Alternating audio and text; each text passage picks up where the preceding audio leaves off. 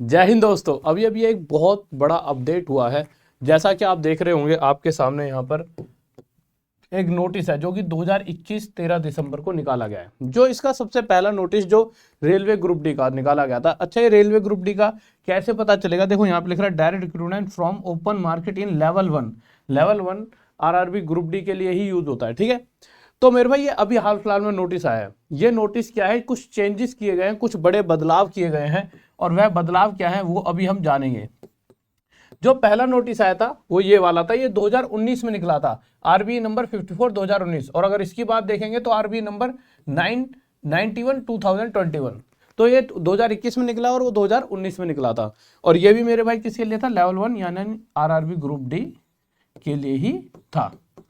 अब इन दोनों लेटरों में क्या चेंजेस आए हैं कि पहले ये जो लेटर आया था ये भी मॉडिफिकेशन से रिलेटेड था, यानी कि कुछ बदलाव किए गए थे, उसी से रिलेटेड ये लेटर था कि कुछ चेंजेस किए गए थे।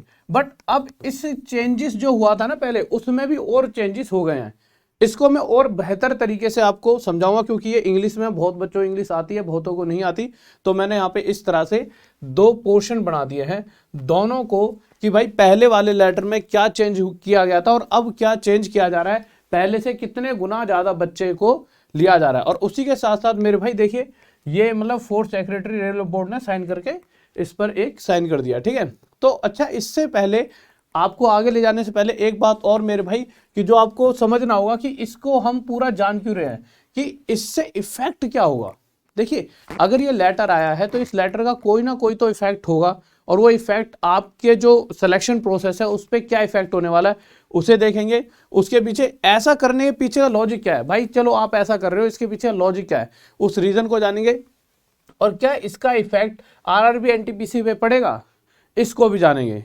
और इसी के साथ साथ आगे बढ़ रहे हैं। बट उससे पहले मेरे भाई, रेलवे की बेस्ट टीम का कोर्स आपका टॉप तक ऐप पर पड़ा है, जो कि पहले 7,000 रुपए का था। ठीक है, अब सिर्फ 499 में। इसमें सभी इंडिया के बेस्ट टीचर है। तो आ जाइए देखते हैं चीजों को। तो देखिए, अगर हम बात करते तो इससे याद रखना 2019 यानी ये पहले वाला था, अब ये 2021 यानी अभी वाला नोटिस है।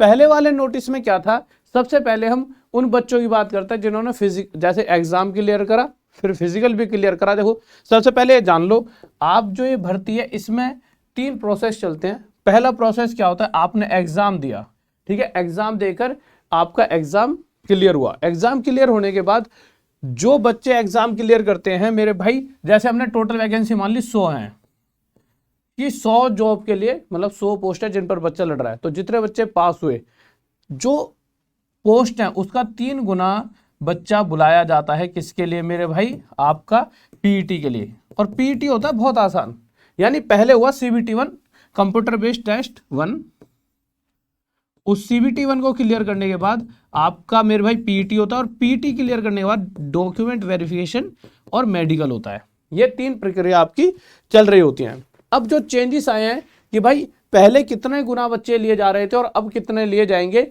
इसके ऊपर बात करते हैं। बहुत आसान तरीके से इसको समझेंगे, बहुत रिलैक्स होकर, क्योंकि जिससे आपके दिमाग में चीजें बैठ पाए। तो मेरे भाई देखते हैं, मैं आपको एक एग्जांपल लेकर बताऊंगा 100 के थ्रू कि भाई समझ लो 100 ही अगर जॉब निकलती। तो देखिए, पहले क्या था? ये लेटर जो आया था, इस लेटर के अंदर क्या कहा गया मेरे भाई कि इससे पहले तक क्या रहा था कि इससे पहले तक ये कहा जाता था कि टोटल वैकेंसी जितनी भी निकली है, यानी जितनी पोस्टों के लिए जॉब निकली है, उसका 1.5 गुना बच्चा डॉक्यूमेंट वेरिफिकेशन के लिए जाता था। फिर उसके बाद चेंज आया, और चेंज क्या किया गया इस लेटर के थ्रू, इस नोटिस के थ्रू, कि नहीं, सिर्फ टोटल का 1.05 ही हम डॉक्यूमेंट वेरिफिकेशन के लिए बुलाएंगे। इसका मतलब क्या है? इसका मतलब यह था कि हर 100, जैसे कि 100 पोस्टों पर 105 बच्चों को डॉक्यूमेंट वेरिफिकेशन के लिए बुलाया जाएगा। परंतु, और इसी लॉजिक को 2018 भर्ती पर भी लागू किया था, जो आरआरबी ग्रुप डी की, रेलवे ग्रुप डी की जो 2018 वाली भर्ती थी, उसमें भी इसे लागू किया गया था। पर अब बदलाव कर दिया गया है। कहा गया है कि डॉक्यूमेंट वेरिफिकेशन के लिए सिर्फ और सिर्फ मेरे भाई 1 गुना, यानी कि अगर 1 पोस्ट है तो उस पर 1 ही बच्चे को बुलाया जाएगा। सबसे पहले इस बदलाव के बारे में जानते हैं कि इस बदलाव का आपके जॉब के ऊपर इफेक्ट क्या पड़ेगा और ये कहना क्या चाहते हैं, ऐसा ये कर क्यों रहे हैं, इसके पीछे का लॉजिक क्या है।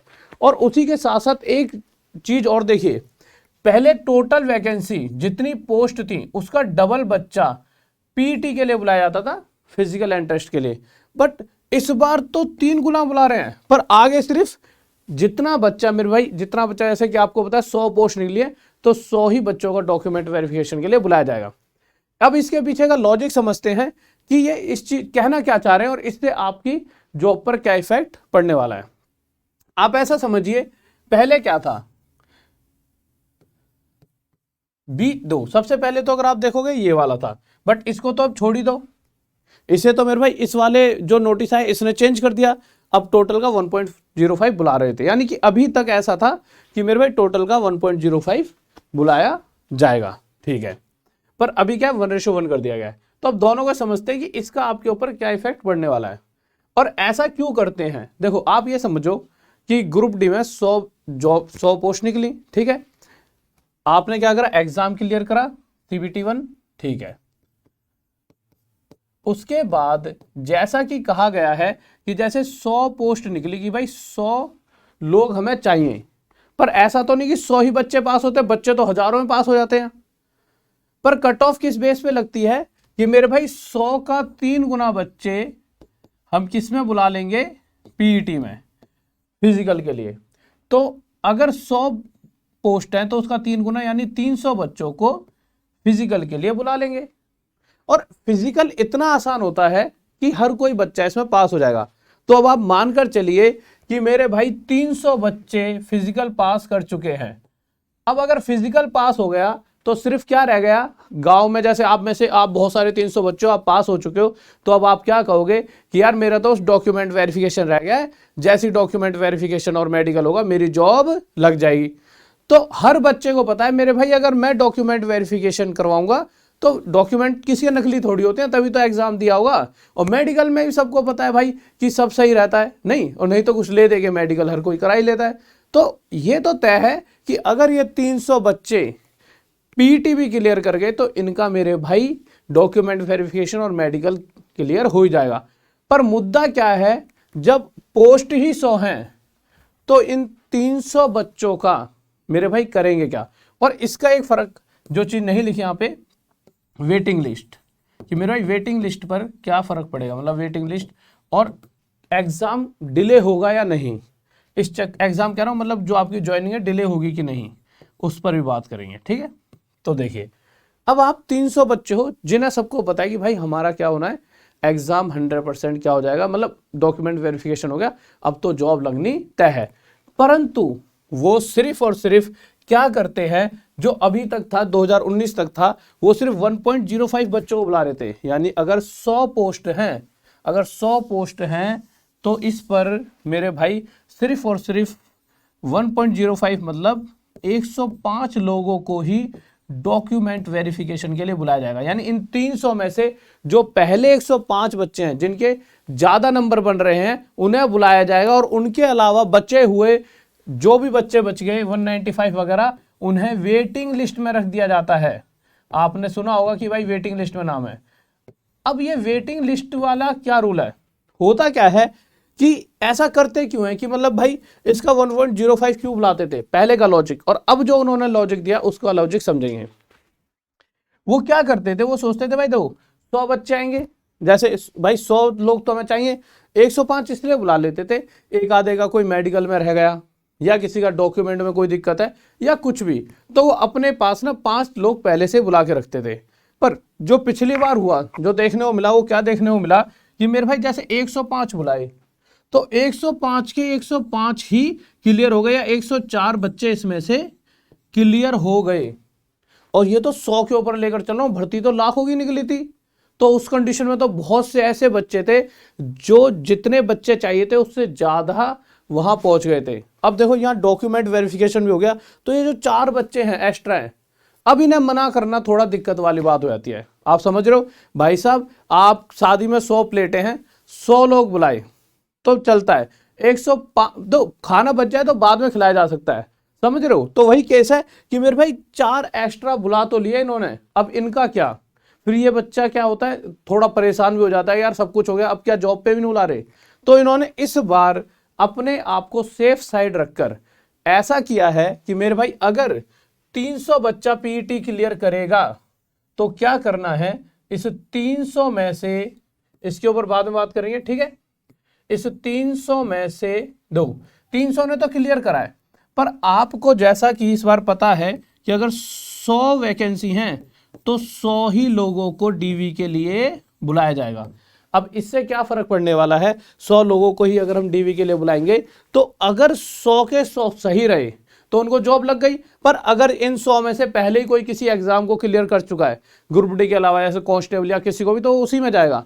तो मान लो अगर गलती से 100 में से 95 ही पहुंचे कि भाई 5 ने आने से, मतलब 5 आए नहीं है, कोई उनके साथ दिक्कत होगी कि जैसे मेडिकल में, तो बाद में 5 इसमें से और बुला लिए जाएंगे। पर उस कंडीशन में ना बच्चे की जो वेटिंग लिस्ट वाला चक्कर होता है, जो उसका सिलेक्शन प्रोसेस होता है, वो थोड़ा सा लेंथी हो जाता है, उसे वेट करना पड़ जाता है। तो एक ये फर्क पड़ेगा। बट हाँ, ये इन्होंने अपनी सुविधा के अनुसार, और ये कहीं ना कहीं इनके हिसाब से देखा जाए तो ये लॉजिक ठीक भी है, क्योंकि बच्चे ज्यादा बुला लो तो उन बच्चों का क्या, ठीक है, तो ये दिक्कत बन भी रही थी, ठीक है। तो ये चीजें इन्होंने अपने हिसाब से सही करी है, पर बच्चों के हिसाब से देखा जाए तो जो बच्चे वेटिंग लिस्ट में होंगे वो भी तो वेटिंग लिस्ट में पड़े पड़े परेशान होंगे और उनके साथ थोड़ी सी दिक्कत रहेगी। तो मेरे भाई देखो, आपको जो सबसे मेन चीज मैं बताता हूं, फिर बताऊंगा एनटीपीसी के लिए। तो मैं सबसे मेन चीज जो आपके लिए कहने वाला हूं वो ये है कि आप ऐसा करो कि आप पहले 100 बच्चों में आ जाओ। उसके लिए आपको मेहनत करनी होगी, गलती से भी चूक मत करना मेरे भाई। कहीं आप ये सोचो नहीं ये मेरे पड़ोस का है, ये मेरे परले गांव का टीचर है, मैं तो इससे ही पढ़ूंगा और मैं कुछ लग जाऊंगा। बेस्ट टीम से पढ़ो, बेस्ट टीचरों से पढ़ो। ये कोर्स है इतने रुपए का, इतने में मिल रहा है। रीजन आपको पता ही है, ऐप गायब कर दी थी, आपकी वजह से ऐप वापस आई। तो टॉप तक ऐप जो कि प्ले स्टोर पर है उस पर जाके पढ़िए और अपनी तैयारी पूरी कीजिए। और साथ ही साथ इसका इफेक्ट आरआरबी एनटीपीसी पे अभी तक कोई इफेक्ट नहीं है, क्योंकि मैंने दोनों लेटर पढ़े। इसमें पूरी तरह देखो, लेटर ऐसा है, बहुत बड़ा था, मैं दिखाता हूँ, दो ये लिखा हुआ है हिंदी में। तो मैंने पूरे दोनों लेटर पढ़े और इनमें मुझे लगा कि मतलब एनटीपीसी के लिए उन्होंने साफ साफ कर रखा है, अभी इस पर कोई बदलाव नहीं है। बट हाँ, ये मेरे भाई जो इस वाली भर्ती में ये रहेगा 1 वाला, ठीक है। तो मेरे भाई देखिए, तैयार हो जाइए, कमर कस लीजिए, मेहनत करनी होगी, और रोज रात 9 बजे भी मुझसे मिलना ना भूलें, और टॉप तक ऐप इंस्टॉल कर लीजिए। ओके बाय, जय हिंद, जय भारत, लव यू सभी को।